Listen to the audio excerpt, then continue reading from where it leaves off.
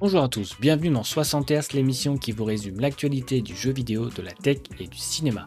Aujourd'hui, on va parler de One Piece Odyssey, la série Alien, un crossover Marvel et Disney du plus bel effet, Intel et son i9 survitaminé, la nouvelle offre de Netflix et le top 20 des jeux les plus vendus en 2022.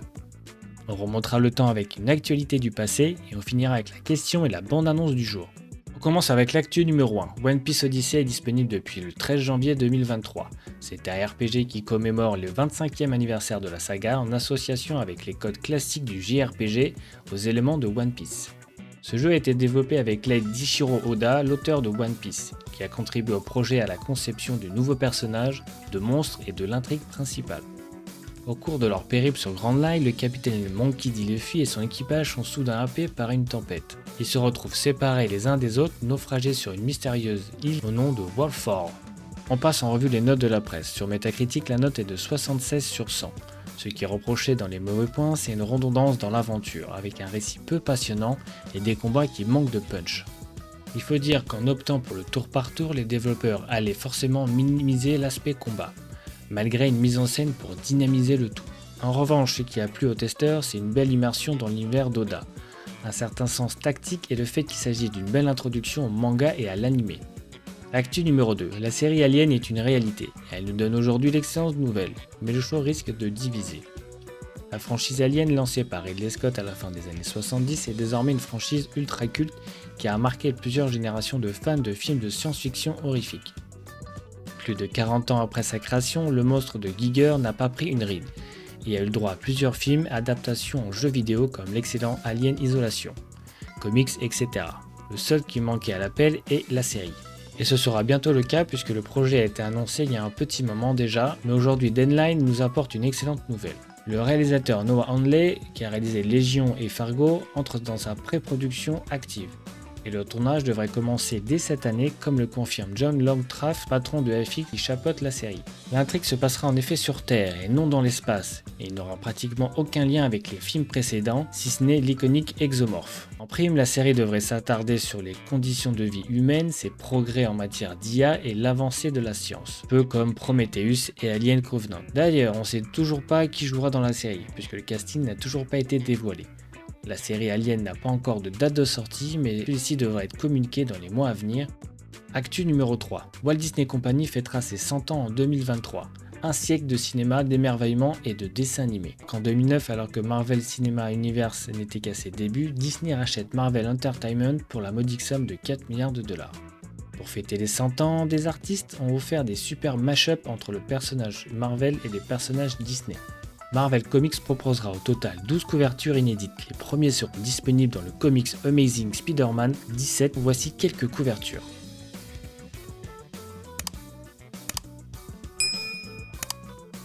Actu numéro 4. Intel annonce aujourd'hui son processeur i9 13900KS, qui est sa puce la plus puissante et qui se veut la première à dépasser le cap des 6 GHz sans overclocking.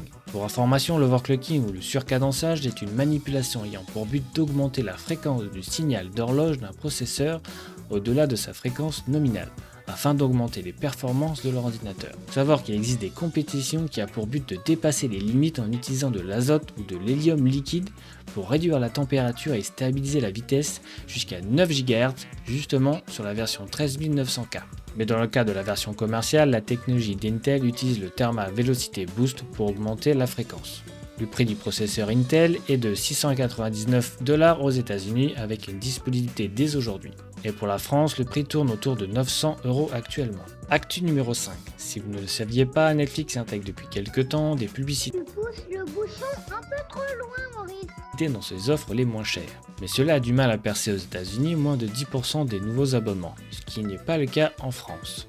Si on en croit en effet les chiffres du baromètre OTT-NPA, 1,4 million de Français seraient déjà abonnés à la formule Netflix essentielle avec pub, soit 3 nouveaux abonnements sur 5. L'offre propose en effet uniquement de l'affichage HD 720p et d'environ 4 minutes de pub par heure. Actu numéro 6. On passe au top vente des jeux et consoles en Europe en 2022. Parmi les champions de cette année, on retrouve sans surprise FIFA 23, Call of Duty Modern Warfare 2, Elden Ring et GTA V qui reste encore à la 4ème place malgré que le jeu date de 2013.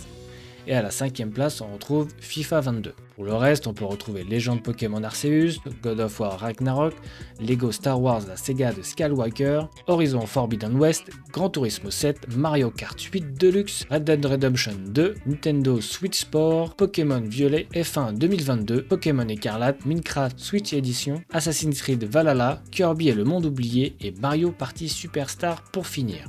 Notez que cependant ce classement peut sembler incomplet étant donné qu'Ubisoft et Nintendo n'ont pas communiqué leurs chiffres de vente sur les jeux dématérialisés. Le marché français est en effet le 3e marché le plus porteur en Europe, devançant uniquement l'Allemagne et le Royaume-Uni, respectivement 2e et 1re place. Du côté de console, si la Switch trône une nouvelle fois tout en haut du podium, elle affiche moins 15% de ventes, la dernière console de Sony comptabilise moins 35% de consoles vendues, mais parvient tout de même à conserver sa 2e place au classement. La Xbox Series n'est que 3e, mais Microsoft peut se vanter d'afficher le seul chiffre en hausse avec 4,4% de consoles vendues en plus par rapport à 2021. C'est l'heure du voyage temporel. Petit rappel, on remonte le temps pour découvrir une actualité du passé. Vous vous souvenez du 9 janvier 2007 ? Oui ? Non ? Il y a 13 ans, Steve Jobs montrait en effet sur scène pour présenter le tout premier smartphone d'Apple qui a depuis révolutionné le marché de la téléphonie mobile. Disponible à l'origine avec un stockage de 4 Go à 499$ ou un modèle 8 Go à 599$. On est loin des standards d'aujourd'hui. Petite anecdote, avez-vous remarqué que l'heure qui apparaît sur la pub et les présentations de l'iPhone et autres produits de la marque est le même depuis 2007 ? Marquez-le en commentaire si vous étiez au courant. En effet, vous verrez toujours 9h41. Pour comprendre pourquoi les iPhones et les iPads affichent toujours cette heure, il faut revenir à la keynote du premier iPhone d'Apple. A l'époque, le cofondateur d'Apple a donné rendez-vous à 9h pile, l'heure du début de la présentation du téléphone. Si à 9h42 exactement que Steve Jobs dévoile le premier iPhone, une heure que l'on retrouve ensuite dans les publicités et les keynotes de la marque de la pomme, avant le changement pour 9h41, dès le premier iPad. À ce sujet, Scott Forstall, vice-président en charge d'iOS entre 2007 et 2012, indique « Nous conservons les keynotes de lancement de produits pour que la révélation intervienne autour de 40 minutes. Quant à la grande image du produit qui apparaît sur l'écran, nous voulons que l'heure affichée sur l'illustration de l'appareil soit plus proche temps réel que donnent les montres du public. Mais nous savons que nous n'arrivons pas à la 40e minute exactement. Pour l'iPhone, nous l'avons fait à 42 minutes, ce qui s'avère plutôt précis. Pour l'iPad, il nous a fallu 41 minutes. Voici le secret de l'heure magique actuellement affichée sur les iPhones et les autres produits d'Apple. On passe à la question du jour. Un abonnement à un service de films et de séries moins cher mais avec de la pub vous intéresse-t-il ? Réponse dans l'onglet Communauté. Pour finir, comme chaque épisode, je vous laisse avec la bande-annonce du jour.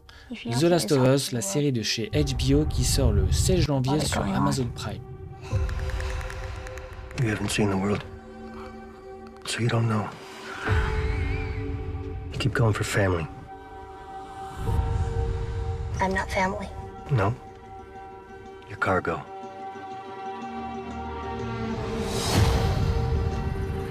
Why are you so important? Somewhere out west. They're working on a cure. I think what really impressed them was the fact that I didn't turn into a monster. If she so much as twitches, don't. Okay.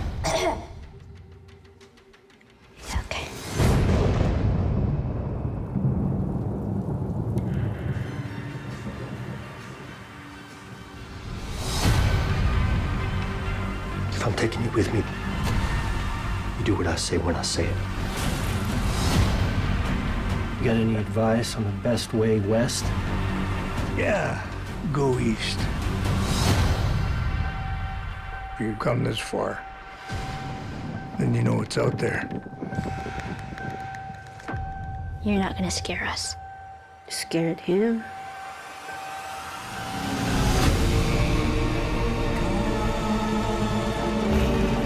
You have a greater purpose than any of us could have ever imagined.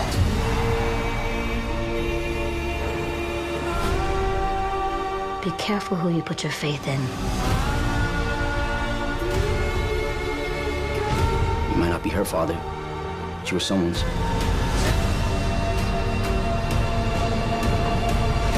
You trust me?